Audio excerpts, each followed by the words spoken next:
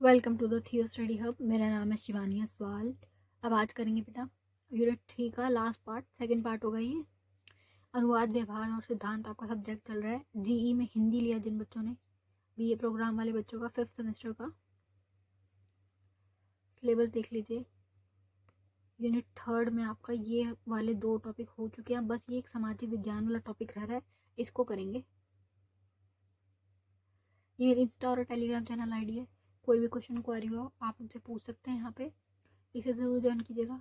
सभी आपके जितने भी सब्जेक्ट हैं 5th सेमेस्टर में, उसके सभी के लिंक्स यहाँ पे मिल जाएंगे। योर लॉ योर राइट आपका करा दिया मैंने, एडमिनिस्ट्रेशन एंड पब्लिक पॉलिसी करा दिया, और लिंक जो है आपको डिस्क्रिप्शन बॉक्स में मिल जाएंगे। पूरी ये वाली प्लेलिस्ट का लिंक भी डिस्क्रिप्शन बॉक्स में डाल दिया मैंने। अब करेंगे सामाजिक विज्ञान कि इसका अनुवाद कैसे किया जाता है, इसके अनुवाद में क्या समस्याएं आती है, और ये टॉपिक क्या है। ठीक है, इस पर कुछ नहीं है। जो हमारा सब्जेक्ट होता है आर्ट्स वाला, उसके बारे में बात करें। ह्यूमैनिटीज़ जो होता है उसके बारे में। इसमें क्या है कि विज्ञान की तकनीक की तो शब्दावली होती ही है, ठीक है, शब्दावली होती है। इसके अतिरिक्त एक अन्य शब्दावली भी होती है जिसे मानवीय की ह्यूमैनिटीज शब्दावली कहा जाता है। क्या बोलते हैं इसको? ह्यूमैनिटीज शब्दावली। इसे समाज विज्ञान की शब्दावली भी कहा जाता है। समाज का विज्ञान, सोशल साइंस, ठीक है बेटा, समाज का विज्ञान उसकी शब्दावली कहा जाता है।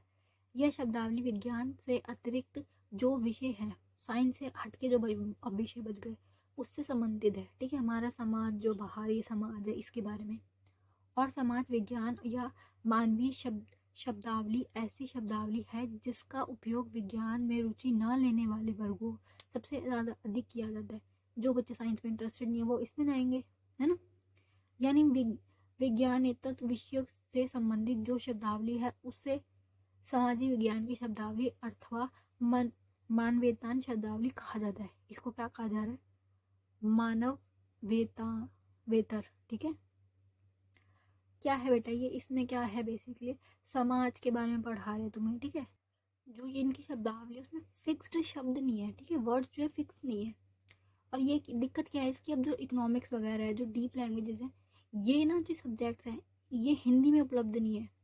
हायर स्टडीज आप जो करोगे ना वो हिंदी में अनुवादित नहीं है। ये इसके सारे इसकी प्रॉब्लम्स आगे आएंगी कि क्यों हिंदी में नहीं है, क्योंकि बहुत सारे शब्द ऐसे हैं जिनका हिंदी में ट्रांसलेट करना आसान नहीं है। ये सब प्रॉब्लम पड़ेंगी। बस आप ये समझ लो सामाजिक विज्ञान क्या होता है, जो कि नॉर्मल आपको पता है। सोशल साइंस साहित्य और अंग्रेजी के माध्यम से ही हमारे समक्ष है, ठीक है। जो ये सब्जेक्ट है इकोनॉमिक्स वगैरह, ये हमारे सामने इंग्लिश के माध्यम में ही समक्ष है, हमारे आगे इंग्लिश में ही है। मानवीय की शब्दावली या समाज विज्ञान की शब्दावली के निर्माण के लिए हमारे समक्ष सरकारी या किन्हीं निजी संस्थाओं के द्वारा तैयार नीति निर्देश नहीं है। और जैसे साइंस वालों को मैंने बताया ना अभी पीछे पार्ट 1 में, देखिए उसमें मैंने बताया कि उनकी फिक्स्ड एक वो बना दिया गया है कि इनके क्या वर्ड्स है, उसका क्या मीनिंग है, पूरी रूल लिस्ट बनी हुई है उनकी। इनकी नहीं बनी हुई, साइंस इनकी, सोशल साइंस वालों की। तो इनकी ये दिक्कत है कि अब इनकी जब फिक्स ही नहीं है तो ये कैसे करेंगे। मान लो कोई एक बंदा आ रहा है वो कुछ ट्रांसलेट कर रहा है, दूसरा बंदा आ रहा है वो कुछ ट्रांसलेट कर रहा है, क्योंकि कोई एक फिक्स्ड सरकारी कोई वो नहीं बना हुआ ना कि इसकी शब्द की ये मीनिंग है। इसलिए इस क्षेत्र में बेहद मनमानी चल रही है। अब ये है कि अब जब कोई रूल ही नहीं है तो फिर कोई तो सब तो कुछ भी करेंगे, क्योंकि राष्ट्रीय स्तर पर इस विषय में किसी भी तरह के सुव्यवस्थित दिशा निर्देश नहीं है। कोई भी दिशा निर्देश जब नहीं है तो मनमानी चल रही है। साइंस वालों का ऐसा नहीं, उनके फिक्स्ड रूल है। एक पूरी संस्था बिठा दी गई है जिसका काम यही है कि इनके हर वर्ड की मीनिंग निकालना, उसको अनुवाद करना, लेकिन इनका कुछ भी नहीं है। इसलिए घोर अराजकता आलम में है। वही कि अब जब कुछ है ही नहीं तो फिर कुछ भी ट्रांसलेट हो रहा है, कुछ का कुछ हो रहा है। और बहुत ही सबसे बड़ी समस्या यही है, सारी चीज़ें इंग्लिश में ही है, हिंदी में मिलना बहुत डिफिकल्ट वाली सिचुएशन है। तुम नॉर्मल लेवल है जो स्कूल तक में मिल जाएगा तुम्हें हिंदी में, ग्रेजुएशन में ढूंढ ढांड के मिल ही जाएगा। आगे की जो पढ़ाई है ना एमए वगैरह की, पीएचडी वगैरह की, उसमें हिंदी में ढूंढना बहुत डिफिकल्ट हो जाता है। अब ये कि संपूर्ण भारत में एक ही शब्दावली मान्य होनी चाहिए। होना क्या चाहिए कि पूरी एक ही जो शब्दकोश है, जो डिक्शनरी है वो मान्य हो। लेकिन क्या है, अलग अलग डिक्शनरी चल रही है। शब्दावली के स्रोत के संबंध में संकीर्ण दृष्टि के स्थान पर उदारता से कम लेना चाहिए, ठीक है। अंग्रेजी भाषा में लैटिन, ग्रीक आदि, यदि यहाँ तक कि हिंदी के भी हजारों शब्द हैं। भाषा की प्रकृति नवीन निर्मित शब्दावली में आपसी विविधता नहीं होनी चाहिए। कि जो भाषा की प्रकृति है, जो न्यू वर्ड जो बना रहे हो उसमें आपस में टकराव ना हो, कॉन्फ्लिक्ट ना हो, साथ साथ शब्दावली जैसे ही बंधन में नहीं हो कि वो आपस में कॉन्फ्लिक्ट ना कर रही हो। ठीक है, जो नई शब्दावली है प्लस जो पुरानी चीज़ें लिखी हुई हैं वो आपस में कॉन्फ्लिक्ट ना करे। किसी भी विचार के अधिक सरलता और सच्चाई के साथ व्यक्त करना पाना शब्दावली में महंती गुण है। कि जो भी है भाई सच्चा वर्ड हो, कुछ तुम उसको गलत मीनिंग ना निकालो, सच्चा हो, सच्चाई बता रहा हो, जो सच है जो रियल है वो ही उसको ट्रांसलेशन में दिया जा रहा हो, ट्रांसलेशन में। ठीक है, शंका के स्थान पर बिल्कुल नहीं होनी चाहिए, कुछ भी गलत ना हो कि कुछ भी कंफ्यूजिंग ना हो, सरलता से तुम उसे समझा दो। शब्दावली पर्यावर्धन और अभिव्यंजन में भी पूर्ण समक्ष होनी चाहिए, जिसके एक शब्द मूल शब्द संबंधित विचार वाले अनेक शब्द व्यक्त बन सके। क्या बोल रहे बेटा, ऐसा ना हो कि एक वर्ड जो है उसके बहुत सारे मीनिंग निकल रहे हो और तुम्हें समझ ही नहीं आ रहा कि इसका कौन सा मीनिंग है। एक से ज़्यादा उसके मतलब हद से ज़्यादा सेंटेंस वो ना बने। अगर तुम कोई सेंटेंस लिख रहे हो तो उसका एक ही मीनिंग निकले, डबल मीनिंग सेंटेंस नहीं होने चाहिए। क्या शब्दावली में यथासंभव प्राचीन और परंपरागत शब्दों के इस्तेमाल से संकोच ना होना चाहिए। जो पुराने वर्ड्स है उनको ऐसा मत सोचो कि वो पुराने, उनको यूज़ किया जाए। परंपरा परिभाषिक शब्द सोना चांदी के सिक्के के भांति वजन में कम मूल्य से ज़्यादा होने चाहिए, अर्थात शब्द छोटे सुंदर होने चाहिए जो उच्चतम श्रवण साध्य ना हो और अर्थपूर्ण भी हो। वर्ड्स ऐसे हो जिनका मीनिंग हो, ये ना हो कि कुछ भी लिख रहे हो। बोल रहे ना बेटा, जो सोने और चांदी के सिक्के के भांति वजन में कम हो, चाहे उनका वेट कम हो लेकिन मूल्य ज़्यादा हो, है ना, कि उस वर्ड का मीनिंग ज़्यादा बड़े निकले, चाहे वर्ड छोटे क्यों ना हो, सुंदर हो, उनका उच्चारण आसान हो, प्लस अर्थपूर्ण हो, उनके मीनिंग भी निकले, शब्दों का एक ठोस अर्थ दिया जाए। शब्द जो तुम लिख रहे हो उसका मीनिंग भी होना चाहिए बेटा, ठीक है, व्याख्या नहीं। ठीक है, अर्थ हो एक अच्छा ठोस।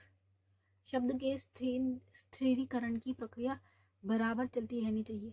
ठीक है, शब्द के अभिधान का अर्थ ही लिया जाए। इतना इंपॉर्टेंट है, 4 से 5 लाइन लिख देना, इतना बहुत होगा। बाकी ये ऐसे क्वेश्चन आपसे पूछेंगे भी नहीं, आपके पेपर में आएगा एक सामाजिक विज्ञान से रिलेटेड एक पैसेज आ जाएगा, उसको आपको ट्रांसलेट करना होगा। हिंदी में पैसेज होगा, इंग्लिश में ट्रांसलेट करना होगा, इंग्लिश में जो पैसेज होगा उसको हिंदी में ट्रांसलेट करना होगा। तो उसको ढंग से 2 बार पढ़ लेना, जो 2 दिए जाएंगे ऑप्शन, जो ऑप्शन आसान हो उसको पढ़ के अच्छे से उसको ट्रांसलेट करना है आपको, और वर्ड्स दिए जाएंगे 10-10, उसको ट्रांसलेट करने हैं। अब ये वही क्वेश्चन रिपीट बार बार वही आ रहा है, हमने ये कर चुके हैं, अनुवाद की आवश्यकता क्यों है। सेम वही चीज़ इसमें भी आ जाएगी जो हमने अभी पहले करा हुआ है यूनिट 1 में 2 में। आवश्यकता अनुवाद की क्यों होती है, ताकि हमारे पास इन्फॉर्मेशन मिल सके, हम दूसरों का ज्ञान विज्ञान पढ़ सकें, उनके संरचनाएँ जितनी भी हैं उनके साहित्य हम भी पढ़ सकें, उनकी लैंग्वेज हम नहीं सीख सकते, लेकिन कोई जिसको आती है वो हमारे लिए ट्रांसलेट कर सकता है, हम ताकि पढ़ सकें उसे, वही सब चीज़ें इसमें आएंगी। 20वीं शताब्दी में देशों के बीच की दूरियां कम होने के परिणाम विभिन्न वैचारिक धरातल और आर्थिक उद्गम स्तर पर परिस्थिति भाषीय विभिन्नता बढ़ गया है। ठीक है, मतलब बातचीत बढ़ती जा रही है। अब जो हमारा नया वर्ल्ड आ रहा है उसमें क्या हो रहा है, जो ग्लोबलाइजेशन है वो बढ़ती जा रही है, ये बोल रहे हैं। बुक की लैंग्वेज देखो बेटा थोड़ी डिफिकल्ट होती है, अपने शब्दों में आसान आसान भाषा में आप इसे कर सकते हो। अब ये बोल रहा है कि जो नया वर्ल्ड आ रहा है उसमें क्या है, आपस में बातचीत बहुत ज़्यादा है, लेकिन क्या उनकी लैंग्वेज अलग है, तो हम उनसे बात कैसे करेंगे, अनुवाद के द्वारा।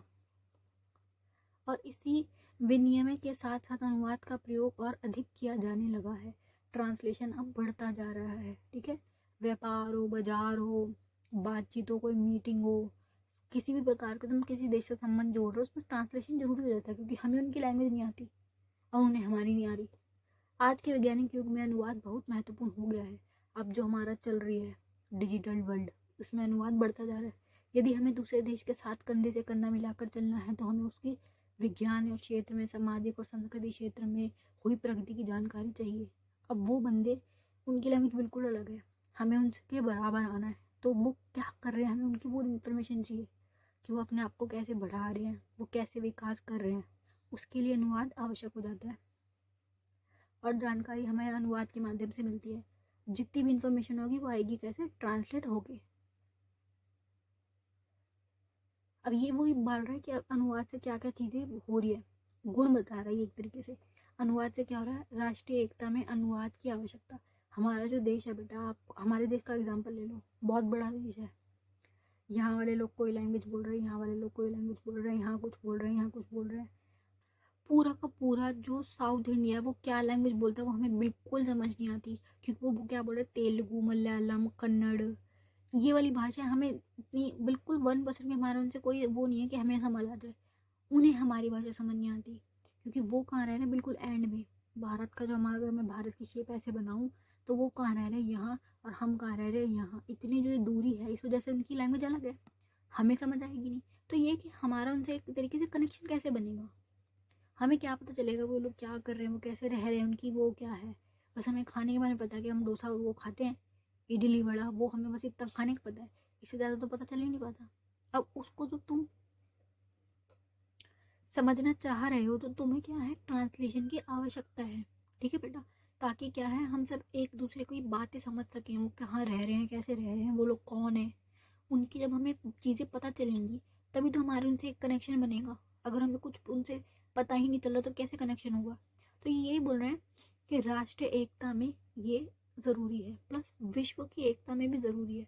मान लो वर्ल्ड की कोई ऐसी कंट्री है जिसका हमें कुछ भी नहीं समझ आ रहा, वो क्या बोलते हैं, वो क्या करते हैं, हमें कुछ नहीं पता, तो हमारी बात उन्हें समझ कैसे आएंगी।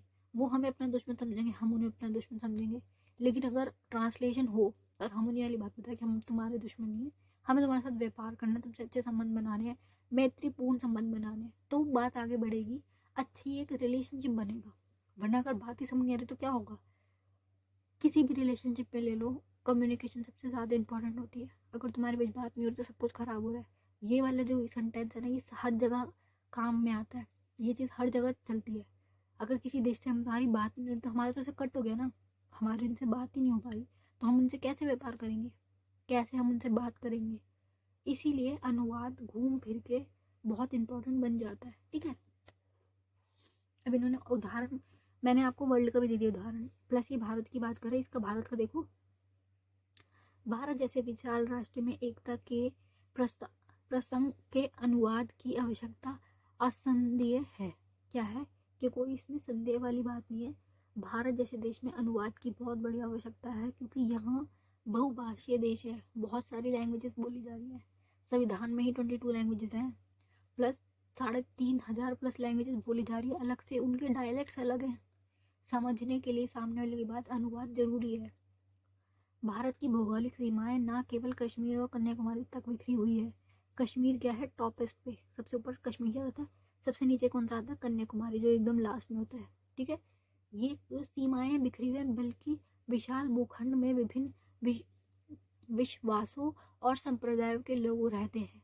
अलग अलग विश्वास वाले, अलग अलग संप्रदाय के लोग रहते हैं, जिनका कल्चर अलग है, जिनकी मॉरल वैल्यूज अलग है, जिनके रिचुअल्स अलग है, लैंग्वेज, फूड, कपड़े, हर चीज़, रहने की समझ, पूरा मतलब उनका तरीका ही अलग है हमसे। जो हम खाना खा रहे हैं उनका खाना हमसे बिल्कुल डिफरेंट है, ठीक है। तो यही बोल रहे हैं, जिनकी भाषा एवं बोलियां एक दूसरे से भिन्न है। भारत की एकता में अनेकता में एकता इन्हीं अर्थों में है कि विभिन्न भाषाएं, विभिन्न जातियां, विभिन्न संप्रदाय एक विभिन्न विश्वासों वाले विश्वास के देश की भावनात्मक और राष्ट्रीय एकता कहीं भी बाध्य नहीं होती। क्या है, इतनी सारी विभिन्नता होने के बाद भी हम सब क्या है, एक साथ रह रहे हैं, ठीक है। पूरे मिलके हम एक साथ रह रहे हैं, कारण क्या है, अनुवाद के कारण हम उनसे इंटरेक्ट कर पाते हैं, लैंग्वेज को ट्रांसलेट करके, क्योंकि उन्हें हिंदी नहीं आती लेकिन इंग्लिश तो आती है, इंग्लिश हमें भी आती है, तो हम उनसे इंग्लिश में कॉन्टेक्ट कर सकते हैं। अब देखो बेटा, क्या है, अनुवाद से संस्कृति का विकास भी हो रहा है। कैसे, क्योंकि जो दूसरी संस्कृति वाले लोग हैं, उनकी जो बातें हैं, उनकी जो चीज़ें हम अनुवाद के द्वारा तो सीखते हैं, तभी तो हम उनकी संस्कृति अपना पाते हैं। अब ये दुनिया का ले लो एग्जाम्पल, दुनिया में जितने देशों में विभिन्न जातियां एवं संस्कृतियां मिलन हुआ है, वहाँ सामाजिक संस्कृति के निर्माण के अनुवाद का की महत्वपूर्ण भूमिका है, ठीक है बेटा। संस्कृतियों का जो निर्माण हो रहा है उसके अनुवाद के लिए महत्वपूर्ण भूमिका निभाता है अनुवाद, ठीक है। अनुवाद की परंपरा के अध्ययन से पता चलता है कि ईसा के 300 वर्ष पूरे रोम लोगों को और ग्रीक के लोगों को संपूर्ण हुआ, जिससे फलस्वरूप ग्रीक और इटली के अनुवाद हुए। ठीक है।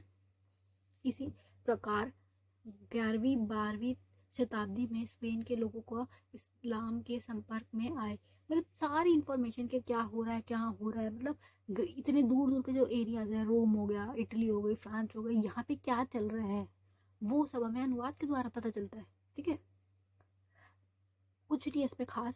आएगा आपका इससे रिलेटेड एक पैसेज आएगा पेपर में जिसको आपको ट्रांसलेट करना होगा, उस पर फोकस कीजिए। बाकी ये कि सामाजिक विज्ञान का क्षेत्र बता रहे हैं कि क्या है ये, इसमें अनुवाद क्यों जरूरी है और इसके अनुवाद से क्या क्या फायदे होते हैं, कि एकता बढ़ रही है, संस्कृति बढ़ रही है, हमें उनकी जानने की वो हो रही है, हमको इन्फॉर्मेशन मिल रही है, संबंध अच्छे हो रहे हैं दूसरे देश वालों से, दूसरी प्रजातियों वालों से जिनको हम जानते नहीं, उनकी भाषा नहीं आती, बस ये सब। बाकी थैंक्स फॉर वॉचिंग बेटा, वीडियो अच्छी लगी तो लाइक कमेंट शेयर सब कुछ कीजिएगा। बाकी बेस्ट ऑफ लक।